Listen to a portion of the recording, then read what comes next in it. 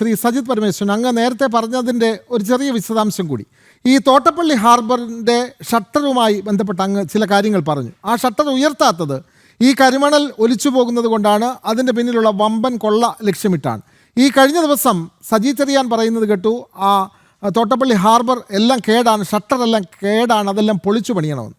അപ്പോൾ രമേശ് ചെന്നിത്തല ചോദിച്ച മറുപടി, 10 കൊല്ലം നിങ്ങൾ ഭരിച്ചപ്പോൾ അത് നിങ്ങൾക്ക് തോന്നിയില്ലേ എന്നുള്ള മറുപടി. ഇത് രണ്ടും ജനങ്ങൾ കാണുകയാണ്. സജിത് പരമേശ്വരൻ,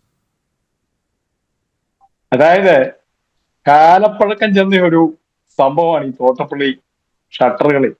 മാനുവലാണ്, കൈകൊണ്ട് തിരിച്ച് കയറ്റുന്ന ഉയർത്തുന്ന ഷട്ടറാണ്. 10-37 ഷട്ടറുകളുണ്ട്. അത് യന്ത്രവൽകൃതമല്ല. ആ യന്ത്രവൽകൃതം ആക്കണമെന്ന ആവശ്യത്തിന് ഒരുപാട് കാലത്തെ പഴക്കമുണ്ട്. ഒപ്പം തന്നെ ഈ ഇത്രയും 10-37 ഷട്ടർ ഉള്ളതിൽ വളരെ കുറച്ച് 10-15 ഷട്ടർ മാത്രമേ ഈ വെള്ളപ്പൊക്കം ഉണ്ടാകുമ്പോൾ തുറക്കാറുള്ളൂ. അങ്ങനെ തുറന്നു വരുന്ന ഭാഗത്തൂടെ മാത്രമേ വെള്ളം പോകാറുള്ളൂ. വേലിയായിട്ട് ഉണ്ടെങ്കിൽ വെള്ളം ഒട്ട് പോകാറുമില്ല. അന്നേരം ആ ഭാഗത്ത് ബാക്കി പൂർണ്ണമായിട്ട് ഈ ഷട്ടറുകൾ മുഴുവൻ ഉയർത്തിയാൽ ഈ കരിമണൽ ഒഴുകിപ്പോകുമെന്നുള്ള കാര്യം സംശയമൊന്നും ഇടാക്കാൻ. അതാണ്. അപ്പോൾ ആ കരിമണൽ അത്തരത്തിൽ ഒഴുകി പോകുന്നത് കൊണ്ടാണ് നഷ്ടം വരുന്നത്. വളരെ പെട്ടെന്ന് ചർച്ച അവസാനിപ്പിക്കണം. കോടികളുടെ നഷ്ടം. ഒറ്റ കാര്യം കൂടെ പറഞ്ഞ് ഞാൻ നിർത്തിയേക്കാം. അതായത് നമ്മുടെ ടോറസ് ലോറി സൈക്കിള് കടയിൽ ചെന്നിട്ട് ഇഞ്ചൻ പണിക്ക് കയറ്റുന്ന പോലെ ഉള്ളൂ ഈ പറയുന്ന CMRL ഉണ്ടെന്നിട്ട് വീണ വിജയന്റെ ഈ IT സ്ഥാപനത്തിൽ കൊണ്ടുവന്ന് സേവനത്തിന് പൈസ കൊടുത്തത്. കാരണം എന്നാന്ന് വെച്ചാൽ അതിനുള്ള കപ്പാസിറ്റി ഒന്നും അതിനില്ല. ഇത് വെറും ഓടക്കടയാ. ഈ സംഭവം വലിയൊരു പണിയാണ്. ഇത് പണം മേടിക്കാൻ വേണ്ടി മാത്രം സ്വരുക്കൂട്ടിയ ഒരു ചെറിയ സ്ഥാപനമാണ്. അതിന്റെ പേര് പണം മേടിച്ചു കൂട്ടുക.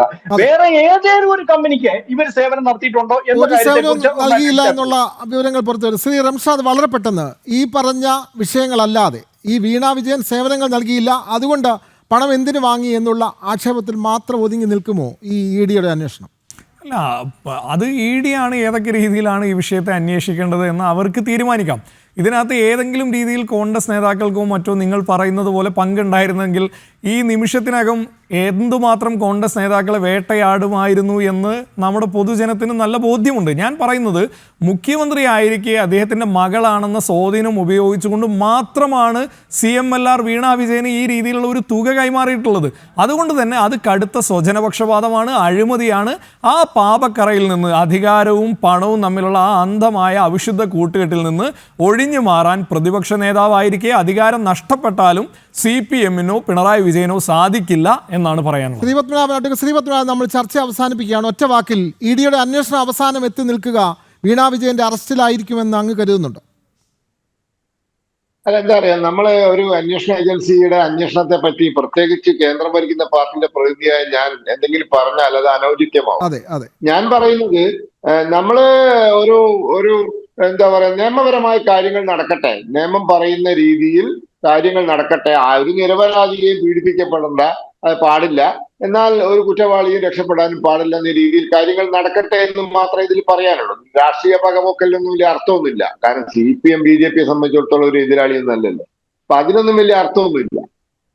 യെസ്, വളരെയധികം നന്ദി. എന്തായാലും ഈ മാസപ്പടി കേസിൽ ED അന്വേഷണം തുടരുകയാണ്. ED അന്വേഷണം അത് ഏത് നിലയിലേക്ക് പോകുന്നു, ആരൊക്കെ സംഭാവന വാങ്ങി തുടങ്ങിയ കാര്യങ്ങളെല്ലാം അന്വേഷിക്കുമ്പോഴും ഈ അന്വേഷണം വരുമ്പോഴൊക്കെ ഇത് രാഷ്ട്രീയ പ്രേരിതം എന്ന് പറഞ്ഞ് ഇതിനെ പ്രതിരോധിക്കാനാണ് രാഷ്ട്രീയ പാർട്ടികൾ ശ്രമിക്കുന്നത്.